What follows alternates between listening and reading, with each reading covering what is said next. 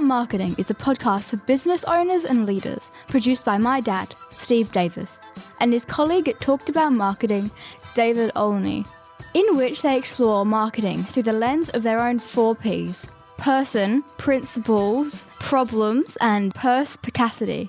Yes, you heard that correctly. Apart from their love of words, they really love helping people. So they hope this podcast will become a trusted companion on your journey in business. David, I'm nervous about the title for this particular episode, Misery, Tragedy and Community, because it kind of sounds like 3 dwarves from a really dark version of Snow White. Yeah, I'm really wondering how dwarf number 3 is going to get over dwarf number 1 and 2. However, the thing about this podcast and our approach to life is we've got to be eyes open, so to speak. Oh, David, I didn't realise what I was just saying there, but we've got to be aware that there's negative in with all the good stuff. That's true. The negativity plays such a big role and we have to manage it. Yeah, so let's start managing it by strapping in for the first segment, all about the person. Our 4 Ps. Number 1, person. The aim of life is self-development, to realise one's nature perfectly. That is what each of us is here for. Oscar Wilde. There's only one thing worse than being talked about, and that's not being talked about. That's the famous quip from Oscar Wilde. And obviously it's the quip after which our business and podcast is named. And I think ironically and beautifully and poetically, we're going to be talking about Oscar Wilde in this first segment, all about the person. And David, this is partly due to you because you thankfully referred me to a brand new biography of Oscar Wilde, simply entitled Oscar, by Matthew Sturgis. It is a tour de force, meticulously researched. As I said to you when I had got a couple of hours into it, I don't mind who Matthew Sturgis writes about from now on. I will listen to the book just because of the kind of quality biographer and writer he is. But really, listeners, important thing here is this is sort of part of our title today. So much of Oscar Wilde's life was tragic and full of misery, despite being born to a successful family and having the intellect he had and the educational opportunities. You know, he did not know how to spiral. Well, he did not know how to stop himself spiraling. Yes, and that's where the entry point is here. Something for all of us as owners or leaders of small businesses or entities of any sort is we have to take the reins and push through, even if we are taken over by a sense of, well, whether it's tragedy, whether it's sadness, depression, things go right, things go wrong, it's something we have to deal with. And I'm hoping in this short conversation we can show ways to pinprick through whatever the grey clouds are, so there's still some sun coming through so that we don't lose hope and we can move on. I was particularly moved by some passages in the book in which Oscar Wilde had been jailed. He was jailed, as you may or may not know, for indecency. And while he was serving his term, very bleak conditions, he had no real access to anything to read until a governor with a late change in his prison situation towards the end of his term reinstated books. But he was lost. And it was only with the new governor, as he had conversation with him and was able to thank him, he made the comment that out of all this bleak experience in prison, he was about to forego comedy and dedicate his life to tragedy. That's how much it had affected him. And this is the man who left us with amazing bits of comedy, his aphorisms all through life, but also his piece de resistance, which was the importance of being earnest. Let's just have a listen to this quick reflection in jail.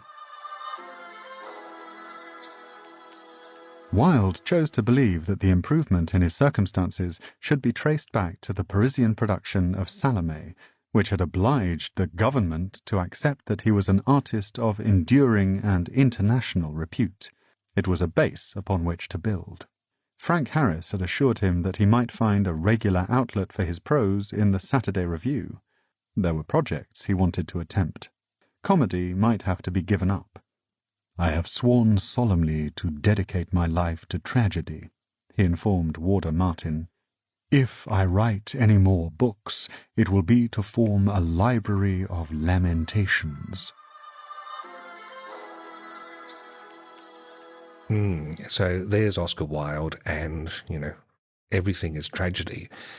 David, there's something that came up in a conversation you and I had recently in which you coined a phrase, the consistency of misery, and that seemed to resonate with the plight that Oscar Wilde went through, particularly through the latter half of his life, where he seemed to just cascade from one disaster to another.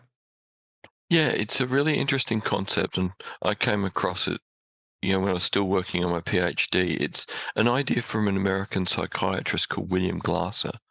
And Glasser was famous for two things: being at odds with mainstream psychiatry and being a very, very effective psychiatrist who helped a lot more people reliably than most mental health professionals could in the 1980s and 1990s, because he'd seen some big ideas and followed them to their logical conclusion.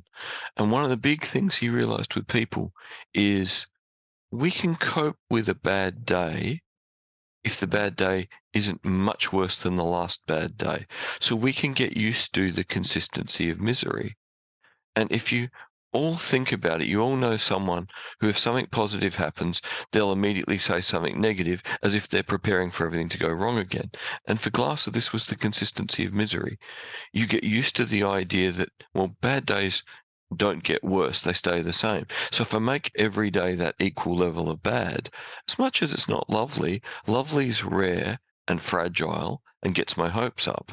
But the consistency of misery, well, I'm still alive, I'm still functioning, and I don't get my hopes up, and the world hurts at a common, consistent level as I go along. And Glasser actually thought it was one of the biggest things that affects well-being, that such a huge proportion of people live in the consistency of misery. And he would literally, after a few sessions with clients, explain the consistency of misery to them, and then literally just ask them, are you aware that you are living in a permanent state of the consistency of misery? And it would often result in them going through meltdown and being very unhappy when they had the realization that he was correct. But then hopefully emboldened to be able to take some steps to lift themselves up. Otherwise, they're going to live the rest of their life like Eeyore from Winnie the Pooh. Yeah, and this was Glasser's point. Once people had the realization of, hang on, maybe he's right, Glasser would sort of make the point, well, if you're up to doing something about it, let's get on with it. If you don't feel you're up to doing something about it, or you don't think I'm the right person to help you, then let's just end this here, and either you go find someone else or come back when you're feeling up to it. So he would really put the emphasis on the person taking responsibility for recognizing that humans have a tendency to see the negative, live in not even the glass is half full, the glass is 1/3 full and going down from evaporation. Don't stay there. It's too detrimental. Right, so he wanted to turn that around. He, as a psychologist, he wanted to be a glasser half full. Yeah.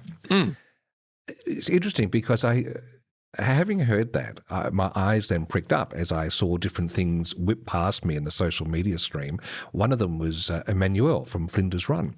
We're working with him on his website at this time of recording, and he made a comment to his wine industry friends. He says, in business, we can get bogged down worrying about the negative news we read on social media, the impacts these trying times are inflicting on the wine and related industries.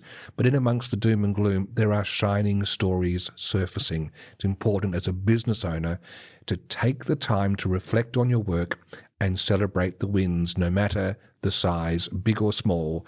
They are your wins and the result of your hard work and tenacity pushing forward in your pursuit for success.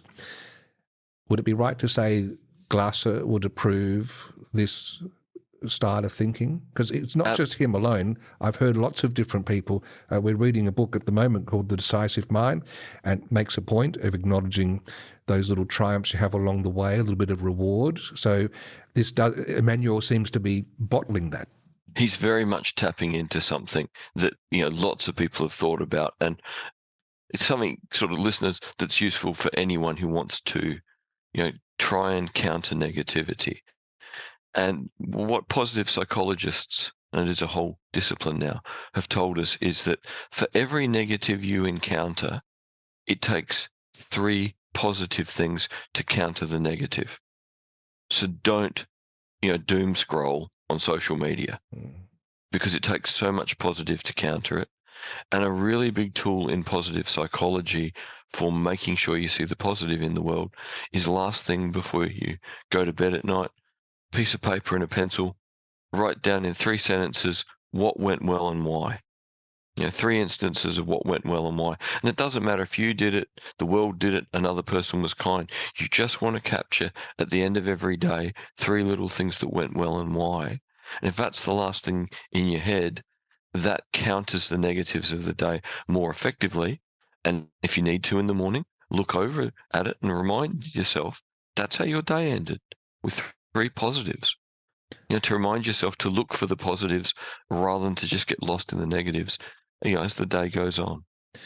That's actually a pretty handy thing to do, and not that hard. I've known about it for a while. I've never done it. So, David, you've got permission every time we meet to ask me, have you put the pen and paper beside your bed yet? Can you take on that responsibility? I can do that for you. Now, I tend to do it with a computer because, of course, writing would be pointless for me. But I find it actually works really well when I'm stressed. Wow. It's a really good way to counter stress. I maybe do it a couple of weeks a year when I feel my stress level is just too high. So last year, just as the master's thesis was being finished and my cousin was dying of cancer, it was like, right, I need a formal structure here to take the edge off the day. And it worked as well as it's always worked. Yeah. And one nice observation, another podcast I create for National Centre for Vocational Education Research, it's called Vocational Voices.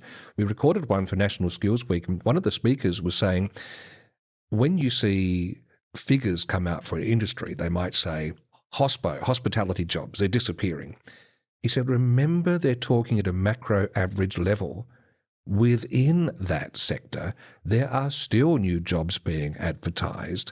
So we need to almost have a judicious approach to the way we absorb news, articles, whatever, to not just run away with the emotional depth charge that the author has laden it with, but let that blast, let that disappear, but then apply some sort of rationality to look behind the details. Probably not a bad thing to do at all. So I'm hoping that helps bring some light at the end of the tunnel and some strategies for maintaining a buoyancy as we push through in whatever endeavour we're involved in. Our 4 Ps. Number 2, principles. You can never be overdressed or overeducated. Oscar Wilde.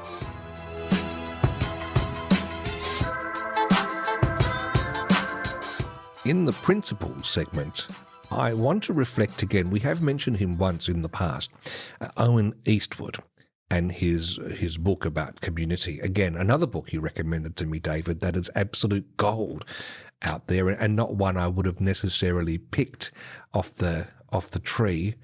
What was it that caught your attention with this particular book? It was really the fact that, my boss in America, Richard, was asking me, how does community get built? And like most of the questions he asked me, I then went, I'll get back to you in a week. So I went off and found Charles Vogel's book and Owen Eastwood's book, and then did this really quick dive where the Eastwood book is the really enjoyable, inspiring book, and the Charles Vogel book is the technical how-to book. And between the two of them, it's just a lovely combination of here's how it works and here's how to physically structure one. Yes, and Owen Eastwood, to do the short version, he is a New Zealander of Maori descent, and he has forged a role in this world where he helps different organisations, sporting clubs in particular, grasp a sense of community and togetherness in what they're doing. And he draws on a concept called Whakapapa, which is a Maori concept, which I describe it as understanding that where you are right now is the result of a history of people who have come before you, one before the other, stretching back. There could be within a business, it could be within a family, within some sort of pursuit, a sporting club, an institution, etc. And it seems common sense at surface level, but none of us, it seems, actually stop and pay attention to that. And it can bring profound impact and insight to what it is that you're engaged with on a day-to-day basis. I was lucky enough to snare an interview with Owen Eastwood because at the time of this recording going out, the Adelaide Show podcast, which is my lovely passion project, had just turned 10 years old. It turned 10 on the 29th of August, 2023. And to celebrate, I had an hour-long chat with Owen about all things to do with community, but I asked him how he would approach doing a community-focused thing like the Adelaide Show podcast with this Whakapapa concept behind the scenes. And I was also, in the process of the interview, basically thinking out loud and saying, you know what, I don't think I got as close to being pure community as I could have. Let's have a listen to some of his reflections on that statement. Well, we can go back to where we started, which was that Maori idea of whakapapa. Adelaide has its own origin story, and that predates Europeans, okay, and so it's a long story. But you are part of the line of people that make up the people of Adelaide, right? So you are as I'm sure some of your ancestors, and they would have come from different places as well, but you're part of the Adelaide story. All the people that are going to come in generations and generations in the future, you're part of this line of people. And the way I would think about it is that, the sun has now moved on to you, and as part of you, you're a guardian for the community you live in. We all are, just as families, you're a guardian of the family, you're a guardian of this community, and what you've decided to do is to create the Adelaide Show, which is something which celebrates this unique, amazing place, which people feel a profound sense of belonging to. It's a way of connecting the past, the present, and the future of Adelaide through different conversations and different experiences you can have. It's a place where people come and feel part of a community. Listening to your pod and the pods I listen to, I genuinely feel I'm part of that community. It's quite, even though I never get to meet the other people in the community, there's something about that. And even when, so to me, that's in this day and age, which is technology is important. It's important to be part of a community, so people can be part of your community. Ultimately, when the sun moves on from you in the future, this will be part of the legacy that you have left. And I think it's a wonderful thing to have done. And there's no limits really around how you can utilize that, is there? Because the idea of representing all of Adelaide, the idea of creating a place of community, the idea of creating opportunities for an Adelaide to connect with each other and to have experiences, all of that is like quite mind-boggling as to where you could go with it all. So to me, I think if you elevate it above, your own interest in interviewing people and some of those things, and elevate it to, I'm actually doing this for a purpose. It's for the people of Adelaide. It's to showcase us, it's to represent us. Then where could it go? Well, it's fascinating. I think in getting ready for this, because your book really does, it ricochets in my head. I changed the wording on the homepage from originally about, I forget what it was, to you are not alone. And you can spend time with people who also share South Australia with you. And I think, to me, that's where if that is earnestly what is being done here, then I think that's fine. It will carry through. But I know there are people who run different groups and communities. This is not just me. This is for anyone else listening in who wants to do something community-based. I really do appreciate the fact that Whakapapa vision of looking for where this had begun and acknowledging that, hey, the sun's shining on you at the moment. What's your responsibility? And what do you think for the future? How do we check ourselves to make sure it's not ego-driven? Have you got any, because in sport and some of your big performers, ego must surely get tangled up. Is there a way to disarm it, or can we, like a surfer making use of the energy of a wave, can we harness the energy of our egos? That's a great way to put it. I mean, we want ego, but we want it to be aligned with a higher purpose. So, there is no great teams I'm aware of where there aren't strong egos, if you want to use that expression. So that's not a problem. And the same with the Adelaide show and also what is not a problem as well is if we have a financial incentive or motivation around what we're doing, there's nothing wrong with that. What's important is to be authentic about what we're trying to achieve and why, and articulate that. And but you can do both things at once. You can have an amazing personal journey and have your ego flying as well as representing your country. And you can also have a business which brings great value and benefit to a community, and at the same time has a financial engine which you're running as well. Those things can go together. That's what's about being authentic about what they are. And sometimes these don't have to be things that last for 100 years. You might decide the Adelaide show, for example, is something which is so interwoven with who you are that it's a project that you will do for a set period of time, may not go to another generation. So that they're all fine. There are no rules around this, but it's just making sure that when the sun's shining on you, you make the most of the opportunity.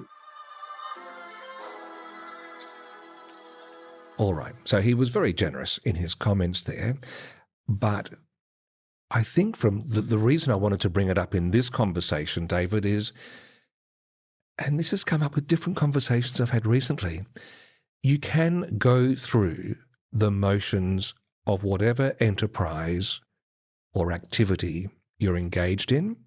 In fact, I just finished recording another interview for Vocational Voices in which there was reflection on a particular training program. And the cream that rose to the top that made it successful is everyone engaged didn't just do the job.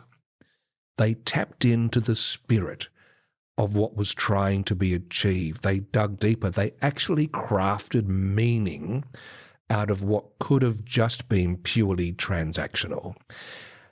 And I think that's within arm's reach for many of us if we want it to be.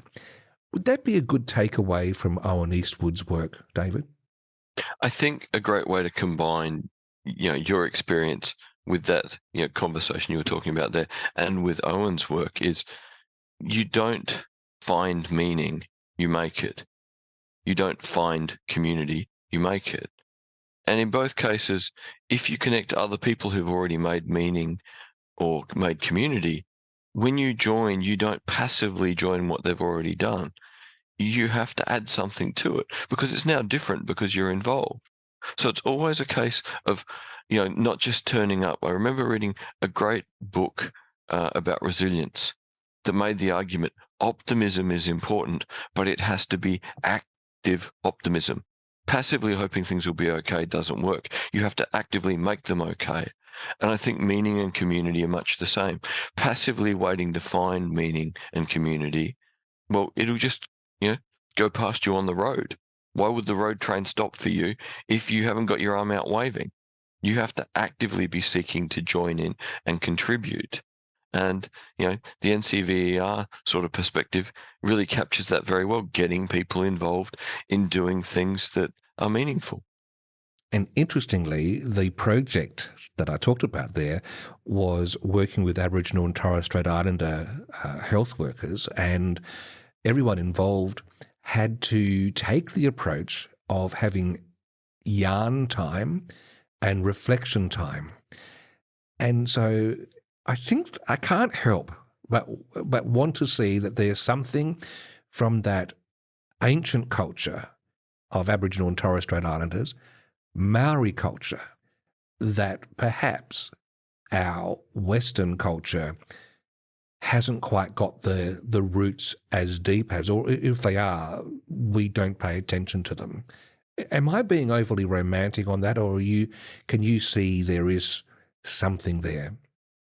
When you were talking about that, then it immediately made me think of Tyson Yunkaporta, who wrote Sand Talk. And I can't remember if it's in the book specifically or when I interviewed Tyson, but he made the point that yarning as an activity with a group has some really important rules within Indigenous culture. And that is, you let people say whatever they want to say, and you let them speak until they're finished. Because it's not about getting an answer to a question now. It's about hearing all the things that might be relevant and getting the bigger picture. And that's really hard in our rushed modern world, where it's like, I've got a question, give me an answer. No, I don't want all the context. Well, actually, without all the context, how are we going to know if we've found the answer? So it's about us slowing down and giving ourselves and others the time to say what they need to say so that we can find the meaning or the community in all of the things that are part of the broader context. That is the frustration. This whole thing, you've got to invest time in it to get the rewards. And in a way of sort of drawing this segment to a close with something actionable, one of the things that is a common theme with all of Owen Eastwood's work is, and I encourage you, if you haven't, to listen to the Adelaide Show, episode 380, to hear Owen go into this in full. But getting people to sit down, he had the head honchos of NATO, 3 or 4 really important generals, actually take time to stop and tell each other the story of how they got to be where they are, which is an incredible investment of time if you think about all the stuff, all the pressure on them. But he's done that with people at IBM. He's done that with the South African cricket team, and so on and so on. And from it, the fruits are magnificent. We're doing it at the moment as we experiment with our own community called the High Table, which we'll be sharing more and more about as we go through this process of taking that time to listen to other people's journeys about how they got to where they are, because you see commonalities as well as differences. And it's really simple. But everything, I was confessing to you, David, everything in me wants to, I think it's my radio background, want to keep things ticking over quickly. You've got to really quench that urge and give time. So in a workplace, in an organization, you may not be able to do this with 150 employees in one group, but the smaller groups, the smaller departments, taking this time will probably yield greater rewards than you might imagine. Your final thoughts, David? Yeah, I think a practical step we could take away from this is, if you just want to have a conversation with someone to get to know them and how they see what's going on, that is actually really worthwhile to do that broader context, to understand where they're coming from and how it contributes. And that will probably take twice as much time as you think it will. But from that point onwards, you and that person will understand each other better, and you will understand the context they're coming from. They will appreciate having been given the time, and it will most likely lead to a better and more effective working relationship. So it's worth the effort of finding the time early to improve the relationship and the communication long term. Our 4 Ps. Number 3, problems. I asked the question for the best reason possible. Simple curiosity. Oscar Wilde. I mentioned in the last segment, David, doing the Adelaide Show podcast for 10 years. I had a little bit of a surprise just recently when I received a legal letter because this AI bot has been crawling the web looking for any use of images that weren't properly licensed. And so this is a really timely segment, probably one of the most important ones from the mailbag that we've gone through, just happens to be my mailbag. It turns out that for a backdrop image thrown together quickly a few years ago, I grabbed a picture of an empty theatre, and it must have been an absolute brain fade, because I don't do that as a normal thing. I would go to sources and either be my material that I'm using or sources where things are properly licensed. Anyway, the letter came in wanting $1,400 on behalf of Associated Press to have payment as well as removing the image. I chatted with local lawyer, Paul Gordon. I don't mind mentioning his name. He's a wonderful human and lawyer. And he said, look, they are within their rights to ask this, and these letters are popping up everywhere now. But it does seem excessive. Ask them to rethink the amount, especially because the Adelaide show makes zero money. It is purely a community venture. Lo and behold, they said actually they had wrongly categorised it, and the figure was like $700 and something. And we tried one more time to try and get that lowered, but that was the amount which has now been paid, and it's going to be a real thing. So I've often told people not to do it. I just got caught out by doing it myself, and rightfully chastened. But I'm pretty sure everything else I've ever used has been original or properly licensed. But I think if you've ever decided to take a shortcut and use the general image from the internet, these AI bots can detect images with great accuracy, and you may be getting a letter like this. So to be forewarned is to be forearmed. So you can learn from my mistake, and I hope you'll all go through any material you've got now, and if you have done a dodgy, get that rectified. And unsplash.com is a wonderful site for accessing images that you're allowed to use legally. I've got the paid version, which is not very much money at all. From memory, it was $60 or $80 a year, and you have access to a lot of beautifully licensed images that you're allowed to use for free. Our 4 Ps. Number 4. Perspicacity. The one duty we owe to history is to rewrite it. Oscar Wilde.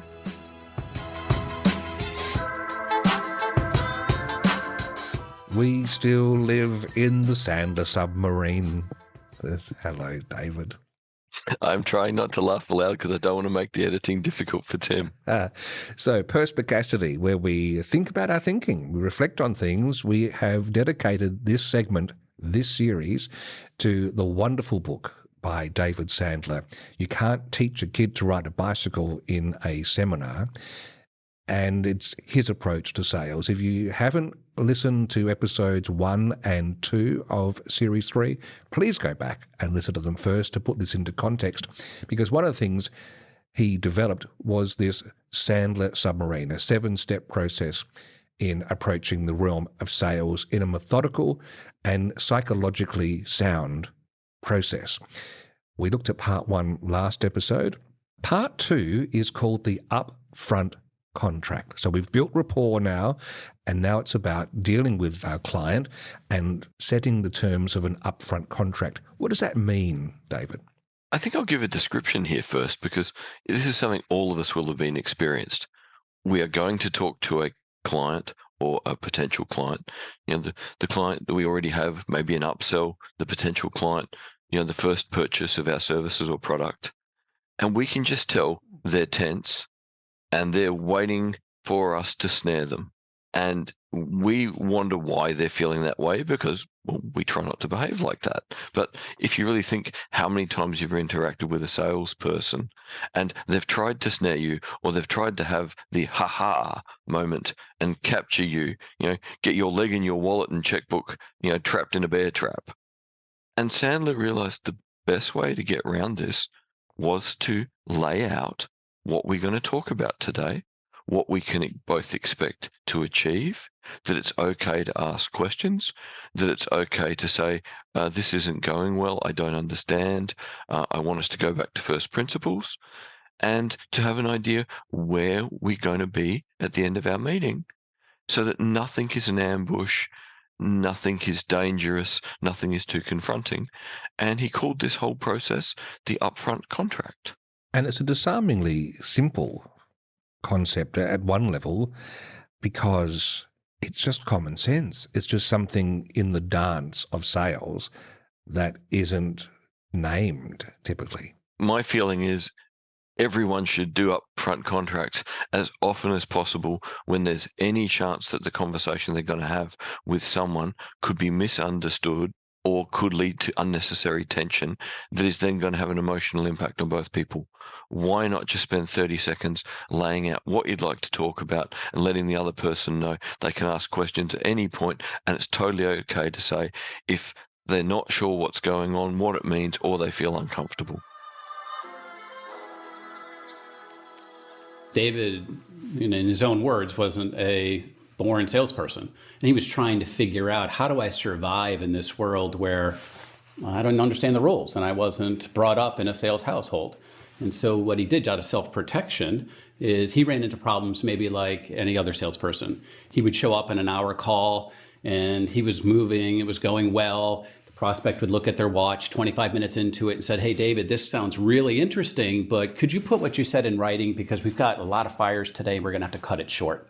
And I think in sales in general, people just show up with an agenda that's not really shared with the prospect. And if you think about a conversation, and where sales is a conversation, right? That takes two different sides to kind of converse. So in essence, Sandler was looking for something that said, here's why we're here today, Gerhard. And here's how much time that we'll spend during the meeting. And then what would you like to get out of that meeting? And here's some of my agenda items. And that was the basic framework. So we often say that it's good to name the 900-pound gorilla in the room. With the upfront contract, I suppose what we're saying is upfront, we're going to name some potential 900-pound gorillas that might enter the room, and I just want you to know that I know they might be entering the room, and this is a range of reactions to their entering that we might agree are all suitable. Is that one way of putting it? That's pretty much a great summary, because the great thing is it's not just providing a trigger warning, as is happening in more and more environments now. Trigger warning, this thing may trigger this in you. No, that's too narrowly defined, and it's not giving that other person the power to shape the interaction. The great thing with the upfront contract is you're saying, this could happen, and any of these responses I'm about to list off are perfectly okay, and I'd be totally comfortable for you to respond in any of these ways. Even to say you're uncomfortable is something I'm totally comfortable with. So you're giving people agency and making sure it's a conversation, rather than a hard sell, which is what Sandler didn't like doing to people and realized doesn't actually work. Because the minute people have got their backs up and they feel they're being attacked or cornered, maybe you can get them to say yes just so you go away, but they'll cancel the check or the transaction an hour after you've left the office. So much better to actually have a conversation where you empower the other person to say, how they're feeling, to ask what they want to know, and to let you know if you're not being clear. So much better a place to be. Yes, because he does reflect in his sales career of the danger of having someone say, oh, look, that sounds good. We'll think it over. We'll get back to you. About the salesperson then going back to the office and say, hey, boss, I've got one. And he's saying, no, you actually have nothing. At that point. Mm-hmm. And so perhaps we'll finish with a couple of examples of this, but the example he talked about there in his application of the upfront contract is to be on the phone or in person with a prospect saying, we're about to talk about this, and there are a couple of things that will be fine. Either I have convinced you of the usefulness of my solution and you can afford it and we're all happy, in which case you say, yes, let's proceed. Or I might fail to do that and you might not think we're the right fit for you or the right solution, in which case I want you to know and to tell me that you'll be okay saying to me, no, this is not for us, at which case I'll wish you good afternoon and I will leave. What I don't want us to do is to get to the point where you say, I need to think it over. Can we agree up front that if that is where you're at, we'll consider that it is a no and we'll close the books at that point or engage in further conversation if we think that's possible. That's one example he used, isn't it, David? Yeah, it's the classic Sandler one, and it's very much the sales-oriented one, that the ultimate way to put a decision off is to say we need more time or I need to brief other people. So part of an upfront contract with David Sandler would be to say, okay, if I'm going to come and do a presentation to the decision makers about whether you're going to potentially invest in our product or service, are you the only decision maker or is there a broader group? Is it worth me presenting to you if there is a broader group, or should we schedule a time for everyone? Or are you not interested and it would be much better to say this is over now? So it can be used in a lot of different ways, but to always give a little bit of power back to someone and show that you respect them. And traditional salespeople out there, I imagine, you're probably, squirming in your seats going, don't give power away, don't lose control. That world's over, I think. I don't see any more how you can arm twist people into decisions. They will jump onto social media or write reviews and bag the company, bag the product, bag the way you behaved as a salesperson. And we'll spend years recovering from that negative social media review, which remains evergreen. So really, Sandler in 1968 came up with a way of dealing with a world that hadn't even been invented yet. A world where poor behavior got pointed out and lasted forever, which is where we live now. Perhaps just to finish off this conversation, you have argued that we should be using the upfront contract even in relationships and other parts of life. Could you perhaps leave us with an example of where you've used an upfront contract that's not been strictly in a work environment, David? Yeah, I often catch up with my former students because, they just want to talk through their mid-20s. They're trying to work out what to do with their lives. And I'm always happy to go, well, hey, have you thought about this? Have you thought about this? But I've found what I've added to that, and it seems to go, what makes them more comfortable is, okay, what we're going to do today is talk about what you might want to do next. So let's set up some guidelines here. One, I'm not you, I'm never going to be you, and I don't know that much about you that I can anticipate what you're going to do. But I care, and anything I say is coming from a perspective of caring, but you can say no to any and all of it without hurting my feelings. And even if you say no to whatever we talk about today, you can come back whenever you need to and pick my brain again about the next thing you need to talk about. And it doesn't matter if you disagree with me then either. It's simply, I'm here to bounce ideas off. And I won't take it personally if you end up not agreeing with what I say, because how can I definitely be right when I'm not you? All right, there you go. Challenge set down to consider upfront contracts. Obviously, the book itself is highly recommended to read because it gives you a lot more background and nuance into all of this. You can't teach a kid to ride a bicycle in a seminar. Until next time, David, I would like to set an upfront contract with you. Would you be happy to record episode 4 of series 3 and share thoughts? And if I happen to share a thought you don't agree with, would you promise to counter what I've said and suggest a different way of phrasing what I've done? I can agree to all of that. I also will agree that to the best of my ability, we will do all these things with humour, good nature and kindness. And we've got that recorded. That's another little trick. Thanks again, David. Thank you, Steve. Thank you for listening to Talking About Marketing. If you enjoyed it, please leave a rating or a review in your favourite podcast app. And if you found it helpful, please share it with others. Steve and David always welcome your comments and questions, so send them to podcast@talkedaboutmarketing.com. And finally, the last word to Oscar Wilde. There's only one thing worse than being talked about, and that's not being talked about.